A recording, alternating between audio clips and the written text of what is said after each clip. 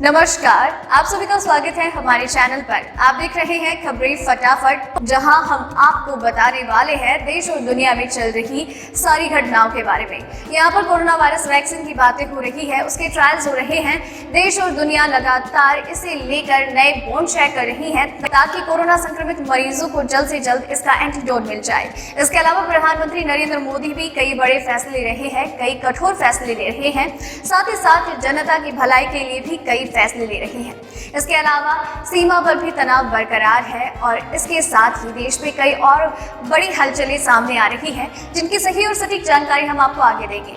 लेकिन उसके लिए आपको वीडियो के साथ अंत तक बने रहना होगा। तो चलिए बिना वक्त जाए किए सबसे पहले नजर डालते हैं आज की सुर्खियों में, जहां सबसे पहले जानेंगे कोरोना वायरस के पेशेंट्स, उसे रिकवर हुए पेशेंट्स और कोरोना से मरने वाले मरीजों के बारे में। खुशखबरी, किसान बिलों पर हंगामे के बीच मोदी सरकार ने लिया बड़ा फैसला। तीसरा किसान बिल भी राज्यसभा से पास, कांग्रेस समेत विपक्ष का विरोध जारी। ऑक्सफोर्ड स्पुतनिक नहीं, सबसे पहले मिलेगी इस कंपनी की कोरोना वैक्सीन। कोरोना के खिलाफ WHO के साथ 156 देशों ने मिलाया हाथ, पर यूएस चीन ने दिया झटका। ₹2 रोज जोड़कर हर साल पाएं 36,000 रुपए। आप भी कराएं इस योजना में रजिस्ट्रेशन। 2 साल तक सभी तरह के लोन चुकाने से मिल जाएगी राहत। SBI लाया ये योजना। अब पोस्ट ऑफिस से महज 15 दिन में बनवा पाएंगे पासपोर्ट, करना होगा ये काम। इस तारीख को लॉन्च हो रही होंडा की ये प्रीमियम मोटरसाइकिल इस बाइक को देगी टक्कर।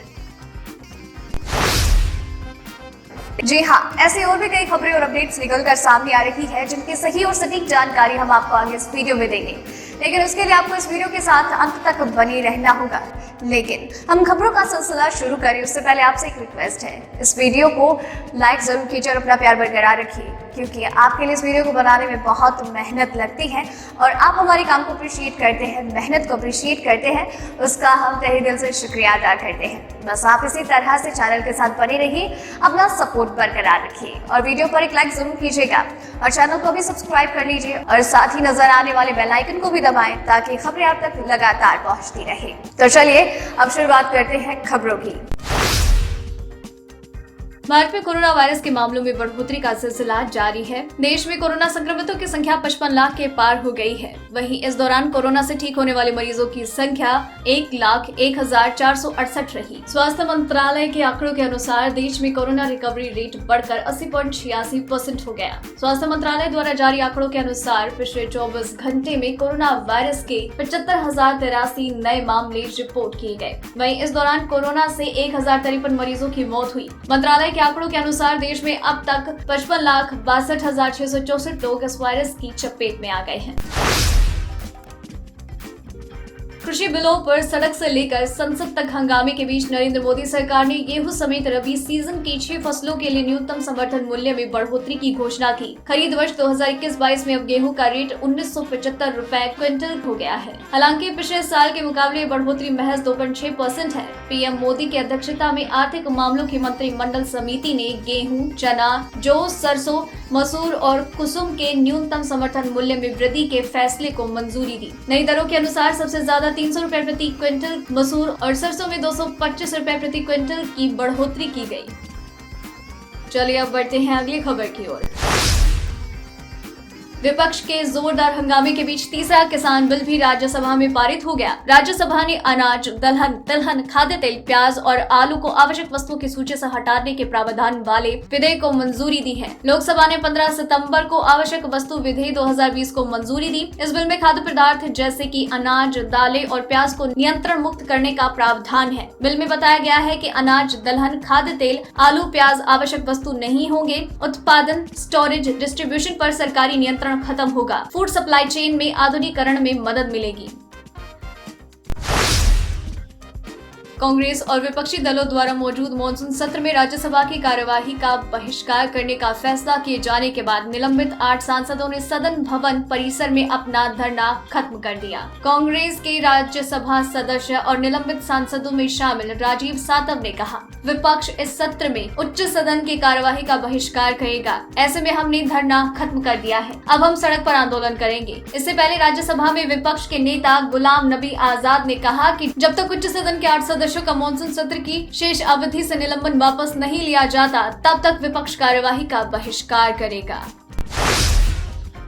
पूर्वी लद्दाख में LAC पर तनातनी के बीच सोमवार को भारत और चीन के बीच कोर कमांडर स्तर की छठी दौर की बातचीत 12 घंटे से ज्यादा चली। इस दौरान भारत ने चीन के समक्ष पैंगोंग झील और डेपसांग समेत सभी तनावग्रस्त जगहों से वापस जाने की शर्त रखी। भारत का कहना है कि चीन की पीपल्स लिबरेशन आर्मी ने भारत की जमीन पर घुसपैठ की कोशिश की है, लिहाजा उसे पहले पीछे हटकर सीमा विवाद मामले में गंभीरता दिखानी होगी। वहीं पैंगोंग के दक्षिणी छोर पर सामरिक रूप से अहम चोटियों पर भारत की बढ़त से तिलमिलाई चीन के कोर कमांडर ने भारतीय सेना को इन इलाकों से पहले हटने को कहा। दोनों पक्ष सहमत थे कि बातचीत जारी रखते हुए विश्वास बहाली और अप्रैल से पहले की यथास्थिति कायम की जा सकती है।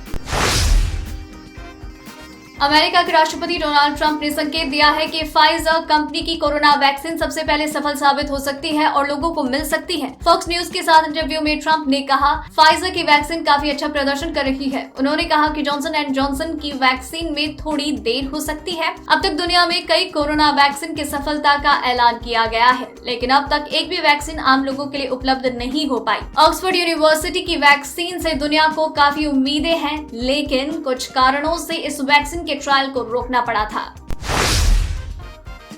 कोरोना महामारी के खिलाफ पूरी दुनिया एकजुट हो गई है। अब WHO की पहल पर दुनिया के 156 देशों ने वैक्सीन बनाने के लिए हाथ मिलाया है। लेकिन आश्चर्य की बात है, अमेरिका और चीन दोनों ने WHO की इस मुहिम का साथ देने से इनकार कर दिया। WHO की इस मुहिम में 156 देशों की लिस्ट में 64 अमीर देश भी हैं। इसे कोवैक्स प्लान नाम दिया गया है, जिसके तहत अगले साल के आखिर तक कोरोना वैक्सीन की 2 अरब डोज बननी है। इतनी वैक्सीन से दुनिया की 2/3 हिस्सों की जरूरतें पूरी हो जाएंगी। खबरें अभी खत्म नहीं हुई हैं, खबरें लगातार जारी रहेंगी। तो चलिए इसी के साथ नजर डालते हैं अगली खबर पर, जहां आपको बताएंगे पेट्रोल और डीजल के दाम, साथ ही जानेंगे कि क्या हाल है मौसम के। देश में एक बार फिर बंगाल की खाड़ी पर बना निम्न दबाव मानसून के सक्रिय होने का कारण बना। फिलहाल ये लगातार आगे बढ़ रहा है। मौसम विभाग ने बताया कि अगले 24 घंटे के दौरान तटीय कर्नाटक के विभिन्न भागों में मूसलाधार बारिश होगी। इसके अलावा महाराष्ट्र, मध्य प्रदेश, छत्तीसगढ़, ओडिशा, बिहार, झारखंड, पश्चिम बंगाल समेत देश के पूर्वी, मध्य और दक्षिणी भागों में कई स्थानों पर अगले 24 घंटों में मूसलाधार बारिश हो सकती है। उत्तर भारत में आज भी मौसम शुष्क और साफ रहने की संभावना है। मौसम विभाग ने बताया कि दिल्ली, पंजाब, हरियाणा समेत भारत के ज्यादातर उत्तरी हिस्सों में आज भी मानसून की बेरुखी जारी रहेगी। कई स्थानों पर लोगों का गर्मी से हाल बेहाल रहेगा। पिछले 12 दिनों से दिल्ली में बारिश नहीं दर्ज की गई। चलिए अब बढ़ते हैं अगली खबर की ओर। सरकारी तेल कंपनियों ने मंगलवार को पेट्रोल और डीजल दोनों की कीमतों में कमी की है। डीजल की कीमतों में मंगलवार को लगातार छठे दिन गिरावट आई। राष्ट्रीय राजधानी दिल्ली में मंगलवार को पेट्रोल 8 पैसे सस्ता होकर 81.06 रुपए प्रति लीटर पर मिल रहा है। वहीं दिल्ली में डीजल की कीमत में 15 पैसे की गिरावट आई है, जिससे ये 71.28 रुपए प्रति लीटर पर मिल रहा है। मुंबई में पेट्रोल 87.74, डीजल 77.74 रुपए। चेन्नई में पेट्रोल 84.14 और डीजल 76.72 रुपए। कोलकाता में पेट्रोल 82.59 रुपए और डीजल 74.80 रुपए प्रति लीटर के हिसाब से बिक रहा है। जम्मू कश्मीर के बडगाम के चरार शरीफ इलाके में सोमवार शाम को शुरू हुई मुठभेड़ अभी भी जारी है। सुरक्षा बलों और आतंकियों के बीच चल रही इस मुठभेड़ में मंगलवार सुबह एक आतंकी को मारा गया। हालांकि फिलहाल उसकी पहचान नहीं हो पाई है। सोमवार शाम को इलाके में कुछ आतंकियों के छिपे होने की सूचना मिलने पर सुरक्षा बलों ने चरार शरीफ इलाके को घेर लिया और आतंकियों की तलाश कर रहे थे। इसी दौरान मुठभेड़ में एक को ढेर किया गया। चलिए अब बढ़ते हैं अगली खबर की ओर। सुशांत सिंह राजपूत केस की जांच कर रही एचसीबी अब धीरे धीरे बॉलीवुड की उस ड्रग चेन को क्रैक करने की तरफ बढ़ रही है जो काफी वक्त से एक्टिव है। अब तक इस मामले में 5 एक्ट्रेसेस के नाम सामने आ चुके हैं जिन पर तलवार लटकी नजर आ रही है। एनसीबी ने हाल ही में जो खुलासा किया है इसमें दीपिका पादुकोण का नाम सामने आया है। जांच में पाया गया है कि चैट के दौरान कुछ अंग्रेजी अक्षरों को कोड की तरह इस्तेमाल किया जाता था। इन कोड्स को डिकोड करने पर नम्रता शिरोडकर का नाम भी सामने आया। कोड्स के अनुसार DNS केरी, D यानी दीपिका पादुकोण, N यानी नम्रता शिरोडकर, S यानी श्रद्धा कपूर और K यानी करिश्मा प्रकाश है।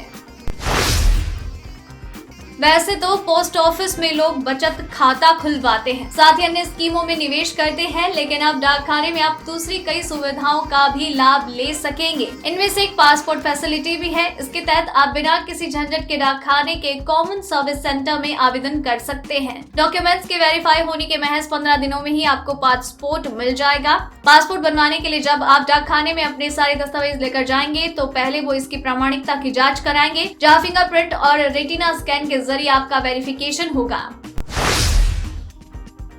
अगर लॉकडाउन के दौरान आपकी नौकरी चली गई है और आप परेशान हैं कि होम लोन या कार लोन की ईएमआई कैसे चुकाएंगे, तो परेशान ना हो। एसबीआई ने अपने ग्राहकों के लिए एक सुविधा शुरू की है। एसबीआई ने अपने रिटेल लोन ग्राहकों के लिए पोर्टल की शुरुआत की है। इस पोर्टल पर आप अपनी किसी भी लोन की रिस्ट्रक्चरिंग के लिए आवेदन कर सकते हैं। एसबीआई का कहना है कि इस पोर्टल के जरिए उन लोगों की समस्याओं को दूर करना है जिनकी कोरोना या फिर लॉकडाउन की वजह से नौकरी गई है और अगले 6, 8, 9 या 12 महीनों में नई नौकरी मिल सकती है। इसके लिए सबसे पहले एसबीआई की वेबसाइट पर आवेदन करना होगा।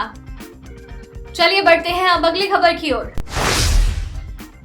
अगर आपकी कमाई 15,000 रुपए से कम है और आपने अब तक रिटायरमेंट के बाद के लिए कोई भी प्लानिंग नहीं की है, तो चिंता की कोई जरूरत नहीं। मोदी सरकार की पीएम श्रम योगी मानधन योजना पेंशन योजना आपकी मदद कर सकती है। इसमें 60 साल के बाद आपको हर महीने 3,000 रुपए या सालाना 36,000 रुपए की पेंशन मिलेगी। इस योजना के तहत ऐसा कोई भी भारतीय नागरिक जुड़ सकता है जिसकी उम्र 18 से 40 के बीच हो। इस योजना के तहत खाता बेहद ही आसान शर्तों और कम डॉक्यूमेंटेशन के साथ खुल जाता है। इस योजना के तहत एक दिन के लिहाज से देखा जाए तो ये करीब 2 रुपए होगा। हालांकि उम्र ज्यादा होने पर अंशदान में मामूली बढ़ोतरी भी रहेगी।